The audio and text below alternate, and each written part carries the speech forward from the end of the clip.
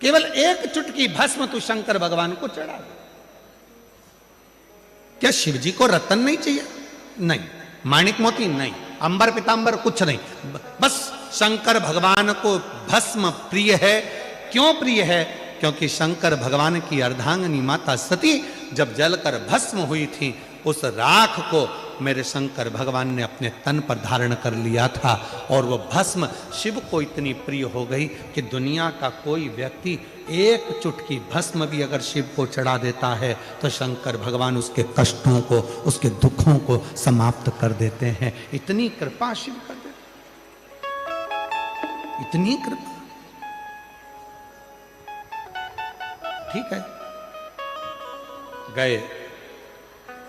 राजा भोज ने एक क्षण की देरी नहीं करी, क्योंकि 14 देश की सेना चारों तरफ से आ रही थी, और राजा भोज ने थोड़ी सी भस्म उठाकर भगवान देवाधिदेव महादेव को समर्पित कर दी। भस्म चढ़ी, राजा ने अपने शरीर पर 11 स्थानों पर भस्म को लगा लिया, और वो भस्म लगाकर राजा भोज जब तलवार लेकर अपनी सेना को साथ लेकर चारों तरफ राज्य में जब खड़ा हो गया, शिव की ऐसी कृपा हुई कि जहां जहां मस्तक पर लगी हुई भस्म का कण गिर रहा था, जो सेना आ रही थी उसका पांव आगे बढ़ ही नहीं पा रहा था। जो सेना आ रही है उसका पांव ही नहीं बढ़ पा रहा, वो सेना आगे ही नहीं बढ़ पा रही। 14 देश के राजा हार कर चले गए। राजा भोज बैठे थे, आज देवाधिदेव महादेव को साधुवाद देने लगे। बाबा, इतने बड़ी सेना को हराना ये किसी के बस की बात नहीं है, पर बाबा अगर इतनी बड़ी सेना को अगर हराया है और इतना बड़ा विजय अगर मुझे प्रदान करी है, तो केवल वो तुम्हारे भस्म ने करी है, केवल तुम्हारे भस्म। इसलिए मेरी जीजियों, कभी कभी जब आपको ऐसा लगने लगे कि बहुत अकेली हूं, सबने साथ छोड़ दिया, कोई मेरा साथ नहीं देता, परिवार, नाते, रिश्ते, कुटुंब, कबीले सब मुझे छोड़ दिए, तब शंकर के मंदिर में जब आप बैठे हो या जल चढ़ा रहे हो, तो वहां की जो रज है, वहां की जो मिट्टी है, वहां का जो कण है, वहां की जो रज है, मिट्टी है, उसको भी अगर अपने मस्तक पर चढ़ाओगे तो निश्चित है उस रज में ना जाने कौन सा शिव भक्त अपने मस्तक पर त्रिपुंड लगाकर आया होगा, शरीर पर भस्म लगाकर आया होगा। वो भस्म की कण जमीन पर गिरी होगी, वो कण जब हमारे शरीर पर लगेगी तो निश्चित है कि तुम्हारा दुख कटेगा जरूर, वो दुख समाप्त जरूर, दुख समाप्त।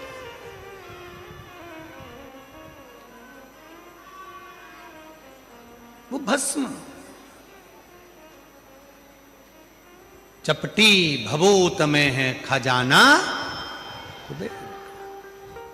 जो तन पर भस्म चढ़ रही है। भगवान हुआ क्या, शिव महापुराण में महत्तम में वर्णन आता है, एक देवराज नामक का ब्राह्मण, जो कभी ब्राह्मण कुल में रहने के बाद भी ब्राह्मण कर्म नहीं कर पाया, जिसने कभी ना वेद पढ़ा, ना शास्त्र पढ़ा, ना कोई क्रम करा, ना कोई पाठ पूजन करी, ना कभी शंकर के मंदिर में गया, फिर भी वो देवराज मरा तो उसको लेने के लिए देवाधिदेव महादेव आ गए और नंदी पर बिठाकर लेकर गए।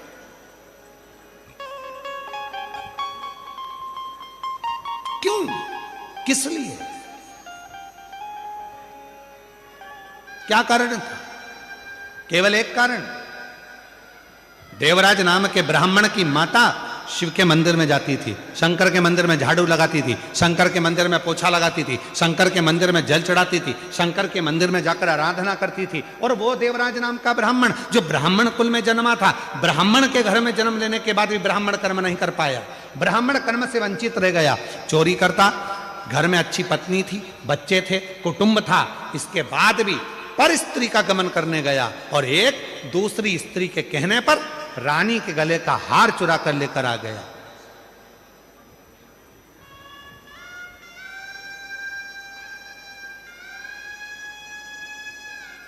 और वो हार जो रानी के गले का चुरा कर लाया, दूत पीछे पड़े, शरीर में ताप पड़ने लगा, बुखार आने लगा, कहां जाऊं? शंकर का एक टूटा सा मंदिर था, शिवालय था, उसमें जाकर छुप कर बैठ गया। दूत ढूंढते रहे, वो शिवालय में बैठा हुआ है और कांप रहा है। और उसी शिवालय में शिव महापुराण की कथा चल रही थी। कथा उसके कानों में पड़ी, जैसे ही महादेव का नाम लिया गया, हर हर महादेव कहा गया, बोलते से ही देवराज के सिर में दर्द हो रहा था, बाहर निकल गया।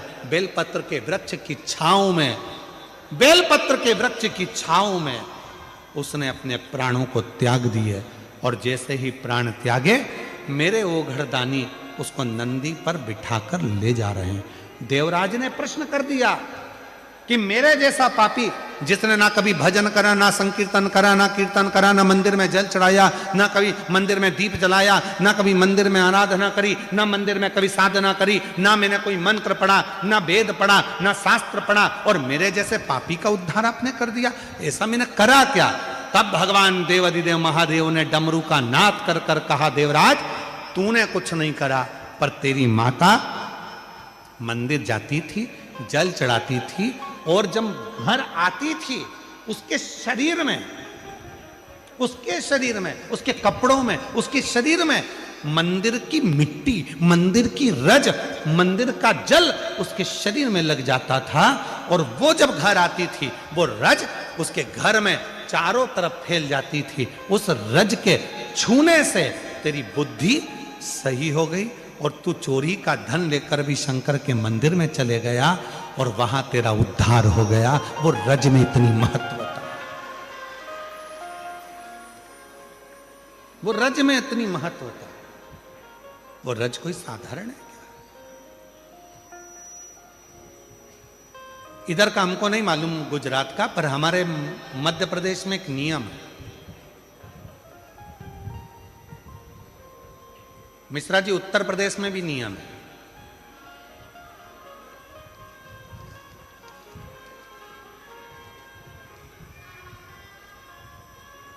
इधर गुजरात का छोटू भाई हमको नहीं मालूम है, परंतु हमारे उधर मध्य प्रदेश में, उत्तर प्रदेश में, सेंगर जी तुम कहाँ के हो हमें नहीं मालूम, तुम भी उत्तर प्रदेश के हो क्या? हाँ, तो तुम्हारे कोई मालूम होगा। उधर साइड में एक नियम है, जब कोई बड़ा तीर्थ कर कर घर आता है ना कोई व्यक्ति, तो उसके कपड़े की रज शरीर पर दूसरे लोग मलते हैं। जैसे उसका शरीर, जो उसने कपड़ा वहां पहना था, तीर्थ में गया था, जो कपड़े पहनकर आता है, उस कपड़े को धोते नहीं है, घर में झड़ाते हैं, उसके कपड़े की रज को शरीर से लगाते हैं। क्यों? हम तो बद्रीनाथ नहीं गए, हम केदारनाथ नहीं गए, हम अमरनाथ नहीं गए, हम सोमनाथ नहीं गए, हम द्वारका नहीं गए, हम रामेश्वरम नहीं गए, हम जगन्नाथ नहीं गए, पर जो होकर आया है उसके कपड़े में जो रज लगी होगी वो मंदिर की ही तो रज होगी। जब हमारे शरीर से लगेगी तो हम जैसे जीवों का भी कल्याण कर देगी, इसलिए उस रज को लगा।